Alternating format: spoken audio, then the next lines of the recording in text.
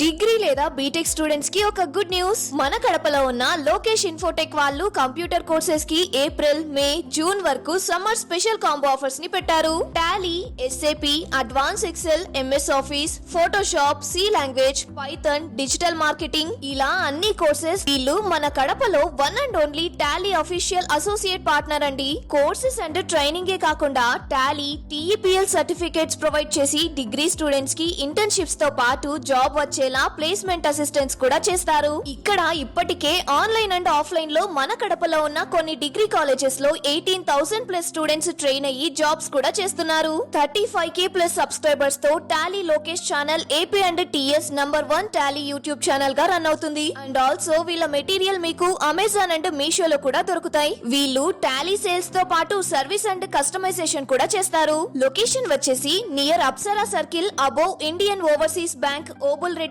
Complex, Kadapa. Yeah, good morning, all of you. My voice is Very clear. good morning, sir. Yeah, very good morning. Good morning, guys. So, because yeah, Psycho Motivator, Silver Progression, in a January. So, guys, just SAP batch 20 open చేసుకుని just join అవ్వడమే ఈ టైంకి. ఓకేనా? మీకు Skype లో లాగా call రాదు. Skype లో అయితే కాల్ వచ్చేది అనమాట. దీంట్లో ఆప్షన్స్ లేవు. జస్ట్ 8 o'clock మీరు బ్యాచ్ ఓపెన్ చేసి జాయిన్ అయిపోవాలి అంతే. Okay guys, done. సో నిన్నటి క్లాస్లో మనము క్లియర్గా డిస్కషన్ చేసాం. లైక్ ఎస్ఏపి ఎఫ్ఐసిఓ అంటే ఏంటి, వాటిలో టైప్ ఆఫ్ జాబ్స్ ఏముంటాయి, ప్రోడక్ట్స్ ఏముంటాయి. ఓకే, సో తర్వాత వాటిలో మనకి ఎన్ని మాడ్యూల్స్ ఉన్నాయి, ఫంక్షనల్ మాడ్యూల్స్ అంటే ఏంటి, టెక్నికల్ మాడ్యూల్స్ అంటే ఏంటి. ఓకే, ఇవన్నీ కూడా ఎస్టర్డే డెమో సెషన్స్ లో, ఎస్ఏపి డెమో సెషన్స్ లో మనము క్లియర్ గా ఎక్స్ప్లెయిన్ చేయడం జరిగింది.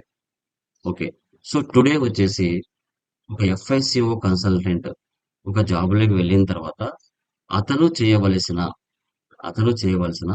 రోల్స్ అండ్ రెస్పాన్సిబిలిటీస్ ఏంటి అనేది మనం తెలుసుకోవాలి.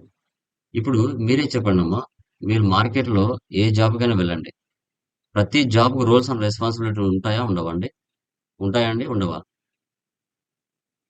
చెప్పండి. ఇప్పుడు ఎస్ఏపి ఎఫ్ఐసిఓ కన్సల్టెంట్, ఇతనికి కూడా రోల్స్ అండ్ రెస్పాన్సిబిలిటీ ఉండాలి కదా. ఇప్పుడు నువ్వు జాబ్కి వెళ్ళావు, ఏంటి అక్కడ నీ వర్క్ ఏంటి అనేది కంపల్సరీ అవసరం కదా. ఓకే, ఊరిగా రోల్స్ అండ్ రెస్పాన్సిబిలిటీ తెలియకుండా జాబ్ ఇస్తారా మీకు? అక్కడే మీకు ఆ జాబ్కు తగిన విధంగా డిస్క్రిప్షన్ ఇస్తారా? డిస్క్రిప్షన్ ఉంటుందమ్మా. సో ఆ డిస్క్రిప్షన్ ఏంటి, నువ్వు ఆ జాబ్ రోల్కి జాయిన్ అయిన తర్వాత నువ్వు చేయవలసిన వర్క్ ఏంటి అనేది నీకు ఆ డిస్క్రిప్షన్ లోనే మెన్షన్ చేసి ఉంటారు. మీరు ఒక జాబ్కు యా చెప్పండి brother, voice is clear? Yeah, so మీరు ఒక జాబ్కు అప్లై చేసిన తర్వాత ఆ జాబ్ అప్లైలోనే మీకు డిస్క్రిప్షన్ లో ఉంటుంది వర్క్ ఏం చేయాలి, నేను జాబ్లోకి వెళ్తే అక్కడ నేను చేయాల్సిన పని ఏంటి అనేది అక్కడే నీకు డిస్క్రిప్షన్ లో రాసి ఉంటుంది. సో దాని ప్రకారంగా నువ్వు ఆ డైలీ 8 hours వర్క్స్ ని చేస్తావు. 8 hours వర్క్ ని చేస్తావు. ఓకే, సో అదే విధంగా మీరు ఇప్పుడు ఎఫ్ఐసిఓ కోర్స్ నేర్చుకుంటున్నారు. మీరు ఒక క్లయింట్ బిజినెస్ లోకి వెళ్ళిన తర్వాత ఆ క్లయింట్ బిజినెస్ లో మీరు చేయవలసిన కాన్ఫిగరేషన్స్ ఏంటి అనేది మీరు మీ యొక్క రోల్స్ అండ్ రెస్పాన్సిబిలిటీస్ ఈరోజు క్లియర్ గా డిస్కస్ చేస్తాం. అక్కడ ఆ క్లయింట్ బిజినెస్ లో, సో ఆ క్లయింట్ కి వెండర్స్ ఓన్లీ ఇండియాలోనే ఉన్నారా? ఇండియా అంటే డొమెస్టిక్, లేదా ఇంటర్నేషనల్ లో ఉన్నారా?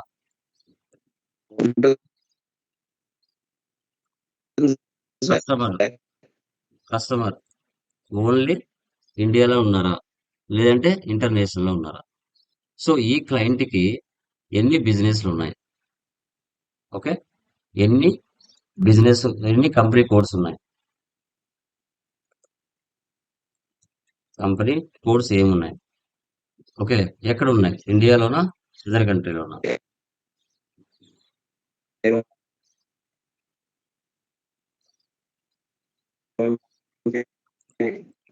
అదర్ కంట్రీనా? ఓకే. వీళ్ళకి ఎన్ని బ్రాంచెస్ ఉన్నాయి?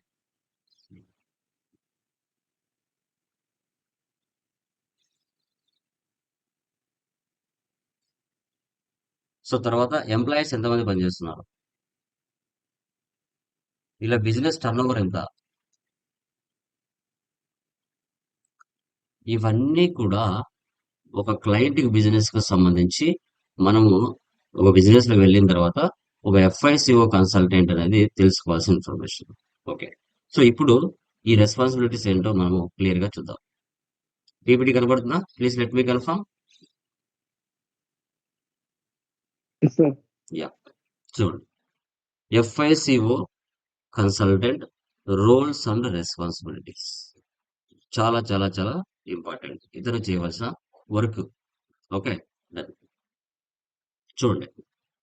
The FICO consultant in the SAP Center of Excellence shall be responsible for supporting finance and controlling projects and will lead the analysis, design, documentation, configuration, testing and support of the SAP FICO areas to meet the business needs of SAP. Okay. ఇక్కడ ఒక FI consultant job వచ్చిన తర్వాత ఒక కంపెనీలకి వెళ్తారు. IT కంపెనీలకి. వెళ్ళిన తర్వాత ఫస్ట్ ఆ కంపెనీకి ఏదైనా క్లయింట్ ప్రాజెక్ట్ వచ్చింది అనుకోండి. వచ్చినప్పుడు ఫస్ట్ అతను చేయవలసిన పని ఏంటి? ఫస్ట్ బిజినెస్ ని అనాలిసిస్ చేసుకోవాలి. వాళ్ళ బిజినెస్ ఏ టైపు? ఓకే. అనాలిసిస్ అంటే ఏ టైపు? లైక్ సర్వీసా, ట్రేడింగా, మ్యానుఫ్యాక్చరింగా. తర్వాత రోల్స్ డిజైన్ చేసుకోవాలి. అక్కడ ఎలాంటి ఎంప్లాయీస్ మనకు అవసరం అవుతారు?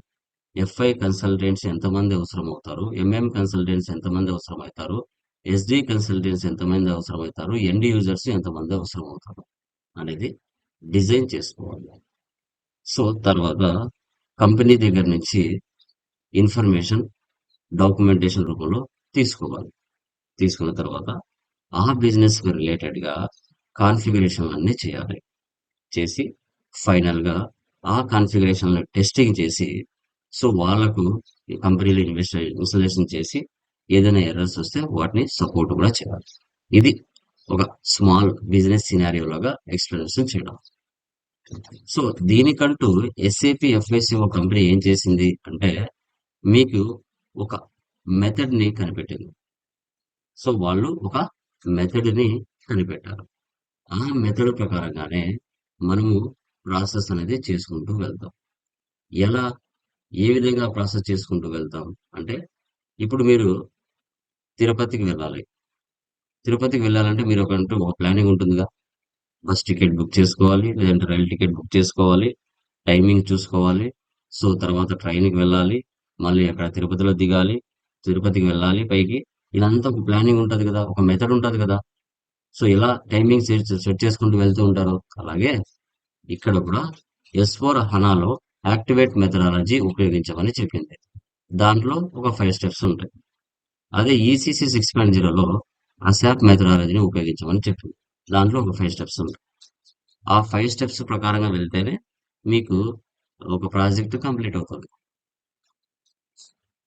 అది ఫర్దర్ చెప్పుకుంటాం. ఓకే. ఫస్ట్ చూడండి. కీ రెస్పాన్సిబిలిటీస్ 2 టైప్స్ ఉంటాయి మాకు. ఒకటి స్ట్రాటజిక్ లెవెల్, మరొకటి ఆపరేషనల్ లెవెల్. సో స్ట్రాటజిక్ లెవెల్‌లో ఫస్ట్ ఎఫ్ఐ కన్సల్టెంట్ ఏమి చేస్తారు?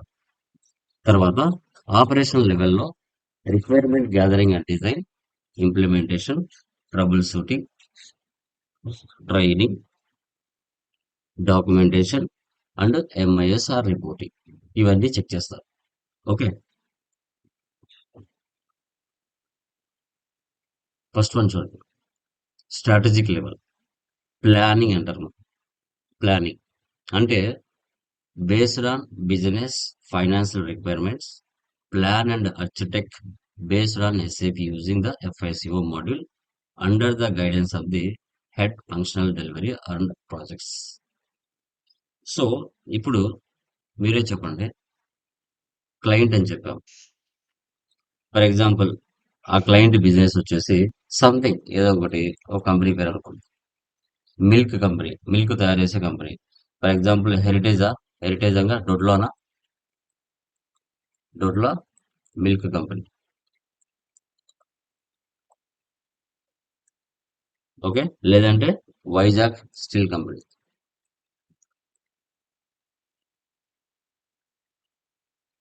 ఇవి అనుకోండి, దొడ్లో మిల్క్ కంపెనీ లేదా వైజాగ్ స్టీల్ కంపెనీ. వీళ్ళు వీళ్ళ యొక్క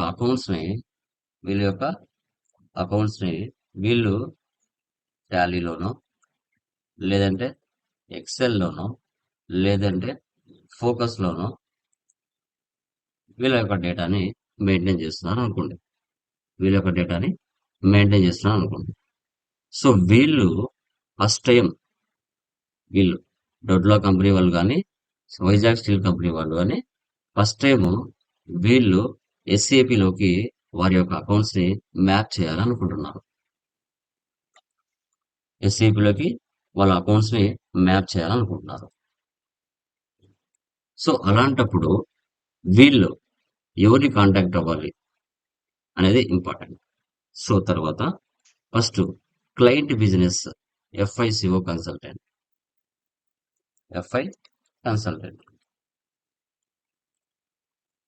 స్ట్రాటజిక్ లెవెల్లో ఒక ప్లానింగ్ ప్రకారంగా ఆ క్లయింట్ యొక్క బిజినెస్ ఏంటి, సో లైక్ సర్వీసా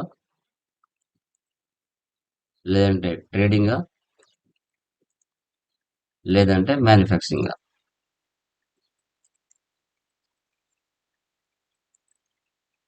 ఫస్ట్ క్లయింట్ ఎప్పుడైతే ఒక క్లయింట్ యొక్క ప్రాజెక్ట్ బిజినెస్కి వస్తుందో ఫస్ట్ ఏం చేస్తాడంటే ఇక్కడ చూడండి, example 2 companies, Vizag steel company, IT companies అన్నాం. ఓకే, ఎవరైతే ఈ వైజాగ్ స్టీల్ కంపెనీ వాళ్ళు కానీ దొడ్లా మిల్క్ కంపెనీ వాళ్ళు కానీ ఫస్ట్ టైం వారి యొక్క అకౌంట్స్ని ఎస్ఏపిలోకి మ్యాప్ చేయాలనుకుంటున్నప్పుడు వీళ్ళు ఏం చేస్తారంటే ఆ కంపెనీ వాళ్ళు బిడ్డింగ్ అంటే ఏంటమ్మా? బిడ్డింగ్ అంటే ఏంటమ్మా? Anyone, what is the meaning of bidding? Quotations call for that. ఏంటండి? Quotations call for చేస్తారంట. ఓకే, మన లాంగ్వేజ్లో ఏమనొచ్చు? వేలం పాట అనొచ్చా? ఓకే, మన లాంగ్వేజ్లో ఏమని చెప్పొచ్చు? వేలం పాట. ఓకే, సో ఇప్పుడు ఈ వైజాగ్ స్టీల్ కంపెనీ అనుకోండి, వీళ్ళు ఏం చేస్తారంటే మార్కెట్లో ఉన్న ఐటీ కంపెనీస్ ఉన్నాయి కదా, వాళ్ళను పిలిపిస్తారు, బిడ్డింగ్కి పిలిపిస్తారు. చెప్తారు వైజాగ్ స్టీల్ కంపెనీ వాళ్ళు, సో మేము మా యొక్క కంపెనీ అకౌంట్స్ని ఎస్ఏపిలోకి మ్యాప్ చేయాలనుకుంటున్నాం, అందుకు గాను సో మీరు మా యొక్క బిజినెస్ అకౌంట్స్ని ఎన్ని నెలల్లో కానీ ఎన్ని సంవత్సరాల్లో కానీ మా యొక్క డేటాని ఎస్ఏపిలోకి మ్యాప్ చేసి వాటన్నిటిని ప్రాపర్గా మీరు చేయగలుగుతారు. మీకు ఎంత టైం కావాలి, దానికంటూ ఎంత బడ్జెట్ అవుతుంది అనేసి వైజాగ్ స్టీల్ కంపెనీ వాళ్ళు ఐటీ కంపెనీస్ని పిలిపిస్తుంది. ఐటీ కంపెనీస్ ఏమేమి ఉన్నాయమ్మా మార్కెట్లో? విప్రో, సో ఇంకా మనకి ఇన్ఫోసిస్, టెక్ మహీంద్రా, ఇవన్నీ ఏంటి? IT companies. సో ఈ ఐటీ కంపెనీస్ ఏవైతే ఉంటాయో ఈ వైజాగ్ స్టీల్ కంపెనీ వాళ్ళు బిడ్డింగ్ అంటే వేలంపాటకు ఐటీ కంపెనీస్ పిలిపిస్తారు. పిలిపించిన తర్వాత TCS కంపెనీ ఏమో 1 crore అంటారు, విప్రో వాళ్ళు ఏమో 2 crore అంటారు, ఇన్ఫోసిస్ ఏమో 3 crore అంటారు. సో టెక్ మహీంద్రా ఏమో 4 crores అంటారు.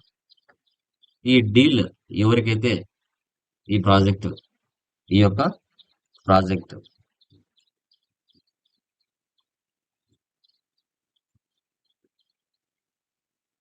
ఎవరికి రావడానికి ఛాన్సెస్ ఉంటుంది. సో ఒకరేమో 12 months లోపల మేము కంప్లీట్ చేస్తామంటారు ప్రాజెక్ట్. మరొకరేమో 16 months లో కంప్లీట్ చేస్తామంటారు. మరొకరేమో 20 months లో complete చేస్తామంటారు.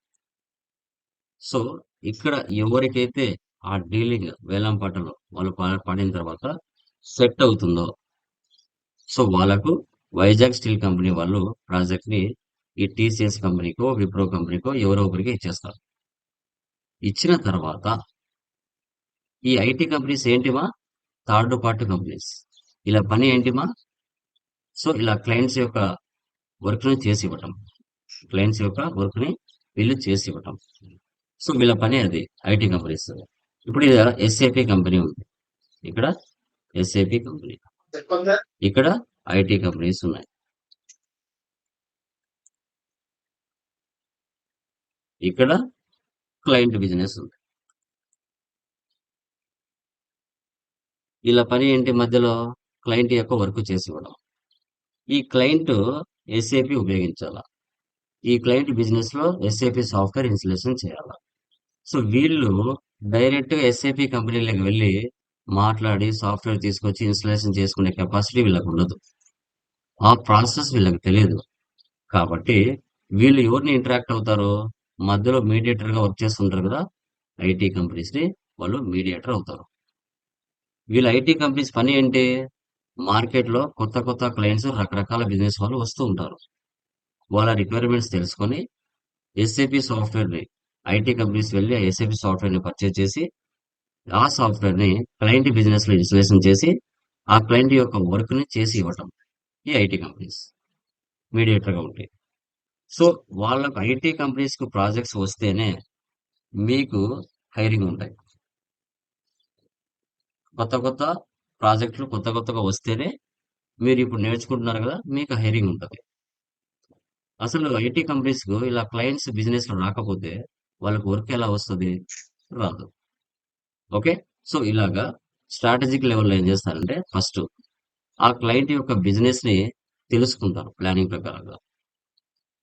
So Vizag steel company first time using SAP FICO software bidding పిలిపించేసి ఐటీ కంపెనీస్ కు ఒక TCS company picked by Vizag steel company, ఆ కంపెనీ ఐటీ కంపెనీస్ తీసుకుంది.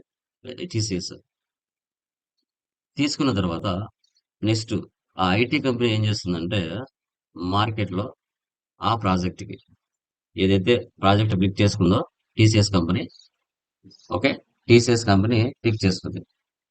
పిక్ చేసుకున్న తర్వాత ఒక ప్రాజెక్ట్ ని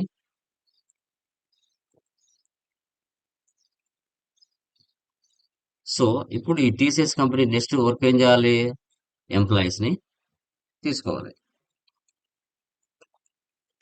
ఎంప్లాయీస్ ని పిక్ చేసుకోవాలి. ఎలాంటి ఎంప్లాయీస్ ని పిక్ చేసుకోవాలి, ఈ ప్రాజెక్ట్ కి ఎంతమంది అవసరం అవుతారో మాక్సిమం అనేది సెలెక్షన్ చేసుకోవాలి.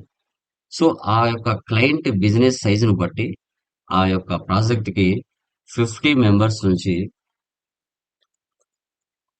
మనకు 70 మెంబర్స్ వరకు అవసరం అవ్వచ్చు ప్రాజెక్ట్ సైజును బట్టి. ఈ ఎంప్లాయీస్లలో మీకు ఫంక్షనల్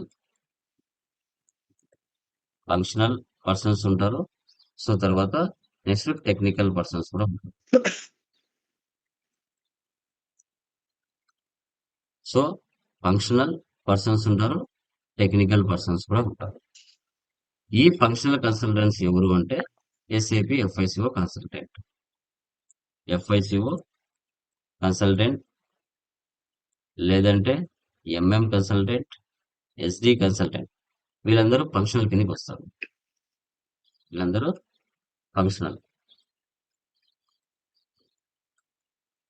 అదే టెక్నికల్ కిందకి ఎవరు వస్తారు, అబ్యాపర్స్. సో అబ్యాపర్స్ వస్తారు. ఇంకా మనకి బేసిస్, బిఐ, ఎండబ్ల్యూ, బిడబ్ల్యూ వీళ్ళందరూ వస్తారు అనమాట. వీళ్ళు టెక్నికల్. ఎంతమంది అవసరం అవుతారు, ఎండ్ యూజర్స్ ఎంతమంది అవసరం అవుతారు, ఇవన్నీ కూడా ఆ ప్లానింగ్ లో ఒక part. So functional consultants, technical consultants, team size. ఆ టీమ్ సైజ్ లో ఎఫ్ఐసిఓ కన్సల్టెంట్ 3 లేదా 4 మెంబర్స్ ఉంటారు. సో తర్వాత మన ప్రాజెక్ట్ లో ఎవరైతే మెయిన్ హెడ్ ఉంటారో వాళ్ళు ఏం చేస్తారంటే క్లయింట్స్ తో, కొలీగ్స్ తో కిక్ ఆఫ్ మీటింగ్స్ కండక్ట్ చేస్తారు. కిక్ ఆఫ్ మీటింగ్స్ అంటే ఆ క్లయింట్ యొక్క బిజినెస్ ప్రాసెస్ తెలుసుకోవడానికి, ఆ క్లయింట్ యొక్క పూర్తి బిజినెస్ ఇన్ఫర్మేషన్ తెలుసుకోవడానికి కిక్ ఆఫ్ మీటింగ్స్ క్లయింట్స్ తో కండక్ట్ చేస్తారు. క్లయింట్స్ తో కండక్ట్ చేస్తారు. కండక్ట్ చేసుకొని ఆ క్లయింట్ యొక్క ఆబ్జెక్టివ్ ఏంటి, తర్వాత గోల్ ఏంటి, అవన్నీ కూడా ఆ కిక్ ఆఫ్ మీటింగ్స్ లో పూర్తిగా తెలుసుకుంటారు. Okay. So project goal, project objective, SLA service level agreement, ఎప్పటి లోపల ఆ ప్రాజెక్ట్ ని కంప్లీట్ చేయాలి, ఎస్ఎల్ఏ. సో తర్వాత ఆ యొక్క బిజినెస్ ప్రాసెస్ ని ఇంకా క్లయింట్ బిజినెస్ లోకి వెళ్ళి స్టార్ట్ చేస్తారు. ఒక సినిమా తీయడానికి అగ్రిమెంట్ ఎలా రాపించుకుంటారో ఒక 3 మంత్సా టైమింగ్ 4 మంత్సా అనేది హీరోస్ దగ్గర, హీరోయిన్స్ దగ్గర, డైరెక్టర్స్ దగ్గర, అదే విధంగా ఇక్కడ కూడా కిక్ ఆఫ్ మీటింగ్స్ లో అన్ని ఓకే అయిన తర్వాత ఎస్ఎల్ఏ అనేది తీసుకుంటారు, service level agreement, project confirmation కోసం. ఇది ప్లానింగ్ లో టోటల్ గా జరుగుతుంది. ఓకే. ఇలా జరిగిన తర్వాత నెక్స్ట్ ఆపరేషన్ లెవెల్. ఆపరేషన్ లెవెల్లో రిక్వైర్మెంట్స్ గ్యాదరింగ్ అండ్ డిజైన్. ఇక్కడ gathering requirements and expected process, understand current process and documentation. Okay. ఇప్పుడు ప్లానింగ్ ప్రకారంగా కిక్ ఆఫ్ మీటింగ్స్ కండక్ట్ చేసి ఆ కస్టమర్ దగ్గర ఉన్నంత ఇన్ఫర్మేషన్ ని వాళ్ళు తెలుసుకుంటారు. అది కిక్ ఆఫ్ మీటింగ్స్ లో జరిగేది. సో తర్వాత ఆపరేషన్ లో చూసుకుంటే as is to be, as is to be అన్నారు. యాజ్ ఈజ్ అంటే ఏంటి, టు బి అంటే ఏంటి అనేది తెలుసుకోవాలి. సో యాజ్ ఈజ్ అంటే మనం చెప్పాం కదా ప్లానింగ్ లో ఆ కంపెనీకి సంబంధించి. సో ఇది ఎఫ్ఐ కన్సల్టెంట్ క్లయింట్స్ తో కూర్చొని ఆ యొక్క బిజినెస్, ఆ యొక్క బిజినెస్ ప్రాసెస్ ని తెలుసుకుంటాడు. అంటే ఇలా vendors, vendors as is information నుంచి వెండర్స్ కానీ, కస్టమర్స్ కానీ, బిజినెస్ సైజ్ కానీ,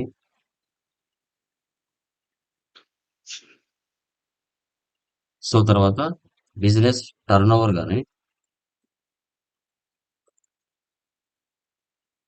సో తర్వాత ఆ బిజినెస్ కున్న క్లయింట్స్ కానీ, సో తర్వాత బిజినెస్ ఏరియాస్ కానీ, ఇవన్నీ కూడా యాజ్ ఈజ్ ఇన్ఫర్మేషన్ లో ఒక ప్రాపర్ గా ఇన్ఫర్మేషన్ క్లయింట్ దగ్గర నుంచి తీసుకుంటారు. తీసుకొని తర్వాత వాటన్నిటిని ప్రాపర్ గా వర్క్ చేసి ఇచ్చేసి ఫ్యూచర్ డాక్యుమెంట్, ఫ్యూచర్ డాక్యుమెంట్ లేదంటే estimated document, as is information లో క్లయింట్ దగ్గర నుంచి వాళ్ళకి ఎన్ని కంపెనీ కోడ్స్ ఉన్నాయి, ఎంతమంది వెండర్స్ ఉన్నారు, ఎంతమంది కస్టమర్స్ ఉన్నారు, ఏ దేశాలలో ఉన్నారు, డొమెస్టిక్ ఇంటర్నేషనల్, సో వాళ్ళ యొక్క బిజినెస్ సైజ్ ఎంత, టర్న్ ఓవర్ ఎంత, ఎంప్లాయీస్ ఎంతమంది వర్క్ చేస్తున్నారు, ఓకే, వాళ్ళ యొక్క బిజినెస్ ప్రాసెస్ అంతా కూడా యాజ్ ఈజ్ ఇన్ఫర్మేషన్ లో మనం తీసుకుంటాం. తీసుకొని ఆ ప్రాపర్ ఇన్ఫర్మేషన్ తో ఫ్యూచర్ డాక్యుమెంట్ ఆ క్లయింట్ కి సబ్మిట్ చేస్తాం. ఫ్యూచర్ డాక్యుమెంట్ లో సబ్మిట్ చేస్తాం. ఒకవేళ మన ఇన్ఫర్మేషన్ తీసుకునేటప్పుడు యాజ్ ఈజ్ ఇన్ఫర్మేషన్ లో కానీ, మనం ఇచ్చేటప్పుడు టు బి ఇన్ఫర్మేషన్ లో కానీ ప్రాపర్ గా జరగకపోతే గ్యాప్ అనాలిసిస్,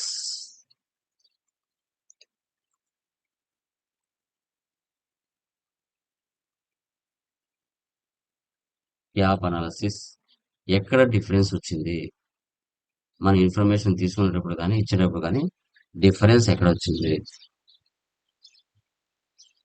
అనేది, డిఫరెన్స్ ఎక్కడ అనేది మనం తెలుసుకోవాలి. Okay, so difference between as is information to be information. తర్వాత scope document, it is an agreement, timeline, reports. So ఆ ఎస్ఎల్ఏ రాసుకున్న తర్వాత ఒక టైం లైన్, వాటికి మళ్ళీ సబ్మిట్ చేసే రిపోర్ట్స్ టైం, వాటితో పాటు క్లయింట్స్ కి ఏమైనా ఎర్రర్స్ వస్తే ఇలా స్కోప్ డాక్యుమెంట్ లో వాళ్ళకు ఉన్న ఎర్రర్స్ అన్నిటిని కూడా మనం ఒక ఎక్సెల్ షీట్ లో టైప్ Infosys. చేసేసి వాళ్ళకి పంపించచ్చు.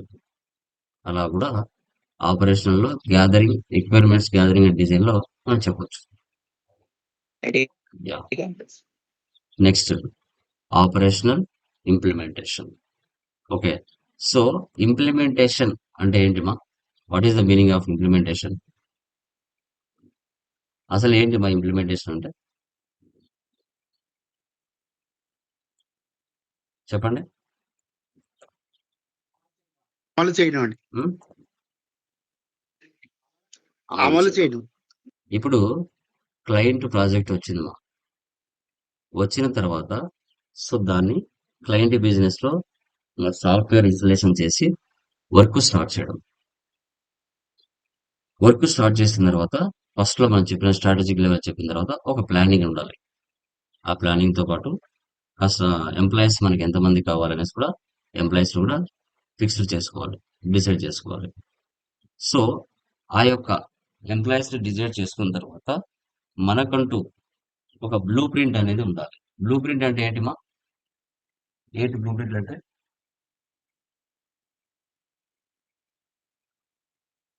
బ్లూ ప్రింట్ అంటే ఏంటి what is the meaning of blue print? నమూనా పథకం. ఇప్పుడు ఒక బిల్డింగ్ కన్స్ట్రక్షన్ చేయాలంటే ఎటుపక్క కిచెన్ ఉండాలి, ఎటుపక్క హాల్ ఉండాలి, ఎటుపక్క బెడ్రూమ్ ఉండాలి, ఎటుపక్క మనకి ఏముండాలి అనేసి కంపల్సరీగా ఒక బ్లూ ప్రింట్ అనేది ఉంటుంది ఒక బిల్డింగ్ కన్స్ట్రక్షన్ చేయాలి అంటే. సో అదే విధంగా ఇక్కడ కూడా యాజ్ పర్ క్లయింట్ యొక్క రిక్వైర్మెంట్స్ బట్టి వాళ్ళ యొక్క బిజినెస్ స్ట్రక్చర్ ని మనము డాక్యుమెంటేషన్ రూపంలో తయారు చేసుకొని దాన్ని ఇంప్లిమెంటేషన్ చేయాలి. కాన్ఫిగరేషన్స్ అన్నాం. నువ్వు నేర్చుకునే కోర్సే కాన్ఫిగరేషన్స్. నువ్వు నేర్చుకునే కోర్స్ ఏంటి? కాన్ఫిగరేషన్ చేయడం. సో కాన్ఫిగరేషన్ చేయడం అంటున్నారు సార్, ఎందుకు కాన్ఫిగరేషన్ చేయాలి అంటే ఆ క్లయింట్ బిజినెస్ లో స్టాక్ ఆర్ గూడ్స్ ని పర్చేజ్ చేయాలన్నా, కస్టమర్స్ కి సేల్స్ చేయాలన్నా, బిజినెస్ లో జరిగే ఎక్స్పెన్సెస్ ఏవైనా ఉన్నా, ఇన్కమ్స్ ఏవైనా ఉన్నా, వీటన్నిటిని నువ్వు ముందుగా పోస్ట్ చేయాలి అంటే నువ్వు బ్యాక్ ఎండ్ లో ఈ యొక్క కాన్ఫిగరేషన్ లో చేయాలి. బ్యాక్ ఎండ్ లో నువ్వు యొక్క కాన్ఫిగరేషన్ లో చేయాలి. వీటిని నువ్వు పోస్ట్ చేయాలంటే ఫ్రంట్ ఎండ్ లో, బ్యాక్ ఎండ్ లో కాన్ఫిగరేషన్ లో చేయాలి. అవి చేసిన తర్వాత అవి ప్రాపర్ గా వర్క్ అవుతున్నాయా లేదా అనేది టెస్టింగ్ చేయాలి. మళ్ళీ ఏం చేయాలి? టెస్టింగ్ టీమ్ ఒకటి ఉంటుంది. సో అక్కడ టెస్టింగ్ చేయాలి. ఏం టెస్టింగ్ లేవి? Unit testing, security testing, user acceptance testing. ఇప్పుడు నువ్వు పర్చేస్ చేయాలన్నా, సేల్ చేయాలన్నా accounts payable, accounts receivables, chart of accounts, global settings, enterprise structure, ఇవన్నీ చేస్తే నువ్వు ఎంట్రీస్ పాస్ చేయగలుగుతావు, లేదంటే చేయలేవు. సో తర్వాత నువ్వు టీ కోడ్స్ సెటప్ చేయడం కానీ, కాన్ఫిగరేషన్ సెటప్ చేయడం కానీ అవన్నీ ప్రాపర్ గా వర్క్ అవుతున్నాయా అనేది టెస్టింగ్ టీం ఒకటి ఉంటుంది క్వాలిటీ టీంలో. అక్కడ వాళ్ళు చెక్ చేస్తారు ప్రాపర్ గా నువ్వు ఇచ్చిన టీ కోడ్స్ కి సేమ్ స్క్రీన్ ఓపెన్ అవుతుందా, వేరే స్క్రీన్ ఓపెన్ అవుతుందా అనేది చెకింగ్ చేస్తారు. సో ఆ కాన్ఫిగరేషన్ లో బేస్ లైన్ కాన్ఫిగరేషన్స్ ఉంటాయి, ఫైనల్ కాన్ఫిగరేషన్స్ ఉంటాయి. బేస్ లైన్ కాన్ఫిగరేషన్స్ అంటే ఏంటి? నీ బిజినెస్ లో జరిగే డైలీ యాక్టివిటీస్ ఏవైతే ఉంటాయో వాటిని పోస్ట్ చేయాలంటే 80% వరకు ఎఫ్ఐ కన్సల్టెంట్ చేయాలి. Remaining 20% MM consultant, SD consultant వాళ్ళ ఇంటిగ్రేషన్ పార్ట్కి వచ్చినప్పుడు వాళ్ళు వస్తారు. రిమైనింగ్ కాన్ఫిగరేషన్ పార్ట్ అంతా నువ్వే చేయాలి. తర్వాత go live, real time transactions postings at client level. So తర్వాత ఏం చేయాలి? Real time transactions client level వెళ్ళి మనం పోస్ట్ చేయడం జరుగుతుంది. ఇది ఇంప్లిమెంటేషన్ లో మనం చెప్పొచ్చు. సో తర్వాత trouble shooting and supporting project. ఇక్కడ ట్రబుల్ షూటింగ్ అంటే మీరు చూసుకున్నట్లయితే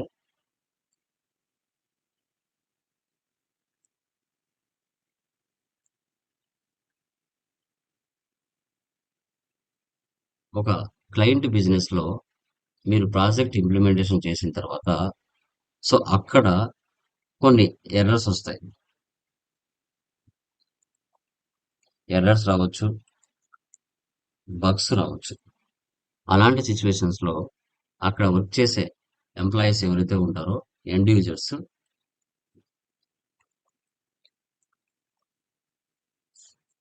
వాళ్ళకు వచ్చిన ఎర్రర్స్ ని మన కంపెనీకి అంటే మన ఐటీ కంపెనీకి ఎలా పంపించాలి, ఏ విధంగా పంపించాలి అంటే వాటికి సంబంధించిన కొన్ని టూల్స్ ఉంటాయి. కొన్ని టూల్స్ ఉంటాయి ఎస్ఏపిలో. సో ఆ టూల్స్ ఏంటి? టికెటింగ్ టూల్స్ అంటారు వాటిని. Service now, solution manager, radix, clarify tool, remedy tool అనే కొన్ని టూల్స్ ఉంటాయి. ఆ టూల్స్ ద్వారా మనకు వాళ్ళకు వచ్చే ఎర్రర్ ఎంత important, P1 P2 P3 P4.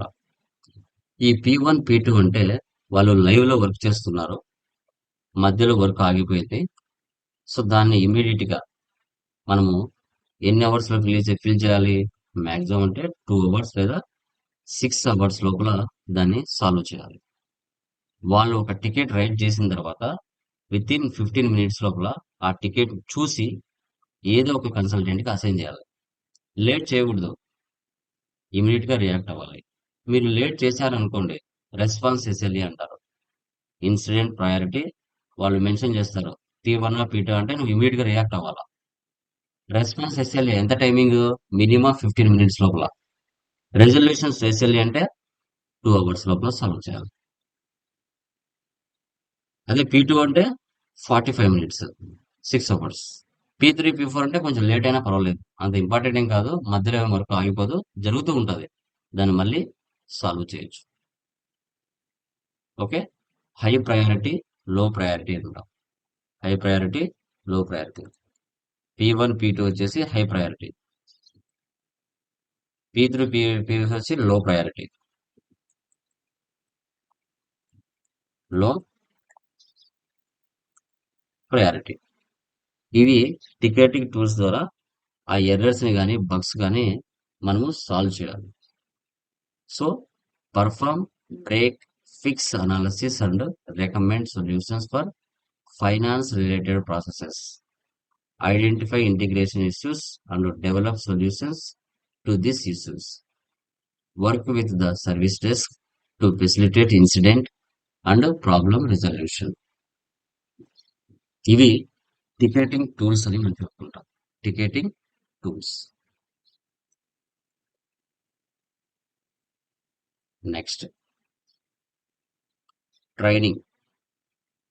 So training అంటే ఇప్పుడు ఎఫ్ఐ కన్సల్టెంట్ ఒక క్లయింట్ బిజినెస్ లో మనం ఇన్స్టలేషన్ చేసిన తర్వాత ట్రైనింగ్, ప్రాపర్ ట్రైనింగ్ అనేది అక్కడ వర్క్ చేసే ఇండివిజువల్స్ కి ఇవ్వాలి. అక్కడ వర్క్ చేసే ఇండివిజువల్స్ కి ఏమైనా చిన్న చిన్న ప్రాబ్లమ్స్ వచ్చినప్పుడు వాటిని ఇలా సాల్వ్ చేయాలని ప్రాపర్ గా వాళ్ళకు training, guidance, problem solving, small. So తర్వాత వాళ్ళకి ఏమైనా ఎర్రర్స్ వస్తే మాతో ఎలా ఇంటరాక్ట్ అవ్వాలి, ఎఫ్ఐ కన్సల్ట్ తో ఇంటరాక్షన్ ఎలా అవ్వాలి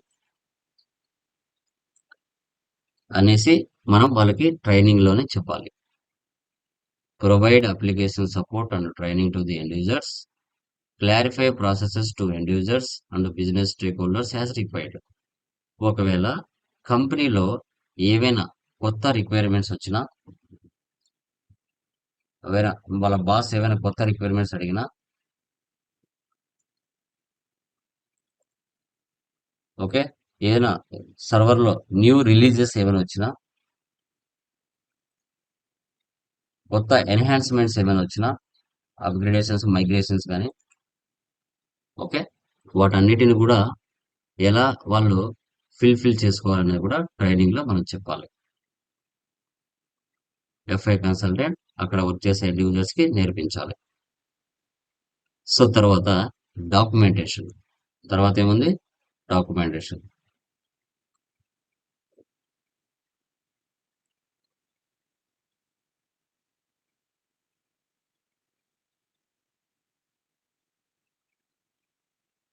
ఇప్పుడు మనం చేసిన వర్క్ అంతా కూడా ఒక డాక్యుమెంటేషన్ రూపంలో మెయింటెనెన్స్ చేయాలి. Create and maintain all required technical documentation for as-is methodology and processes around SAP FICO and other projects allotted. Provide detailed transactional information to internal and external auditors as required. ప్రతి కంపెనీలో ఆడిటర్లు మ్యాండేటరీగా ఉంటారు. Auditors, CS కంపల్సరీగా కంపెనీస్కి ఉంటారు. వాళ్ళు internal గా కానీ external గా కానీ ఆ బిజినెస్ యొక్క టోటల్ డాక్యుమెంటేషన్స్ ని చెక్ చేస్తూ ఉంటారు.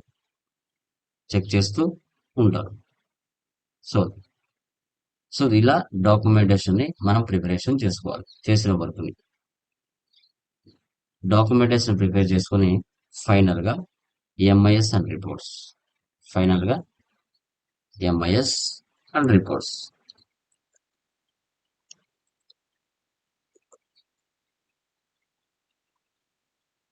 ఓకే.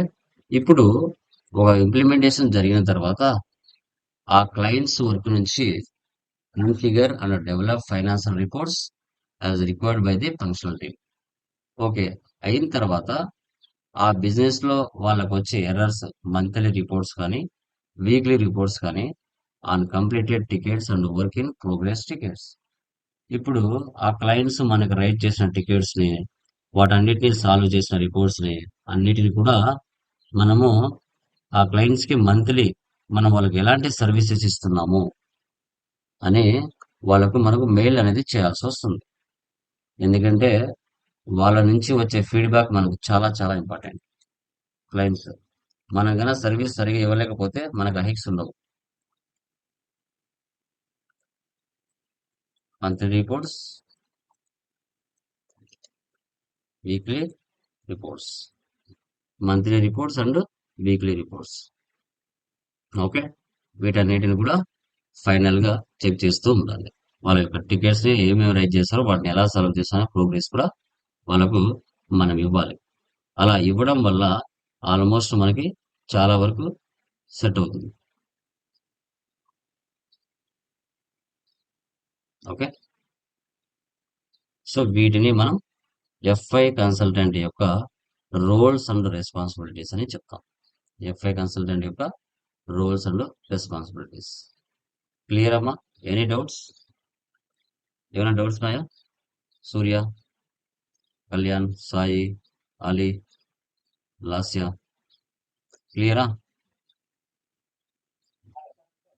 చెప్పండి. సార్ సార్ ఇప్పుడు మీరు ఇందాక ఈ ఎఫ్ఐ కన్సల్టెంట్ డ్యూటీస్ లో పర్చేజెస్, సేల్స్, ఎక్స్పెన్సెస్, ఇన్కమ్ వాటికి అంటే జిఎల్స్ క్రియేట్ చేయడం అని అన్నారు కదా సార్. అవును.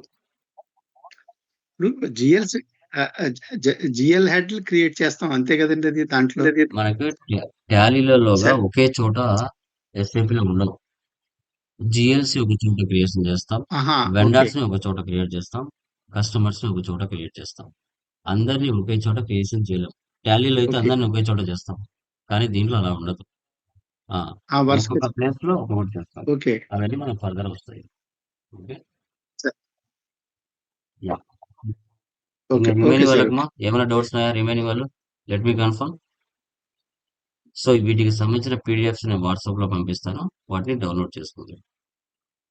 ఓకేనా? మీరు మధ్యలో చెప్తూ టీ కోడ్స్ అన్నారు. అన్ని టీ మనకి కోడ్స్ అంటే వస్తాయి. ఏంటి సార్? ఓకే. థియరీలో ఉన్నాం కదా. ఓకే.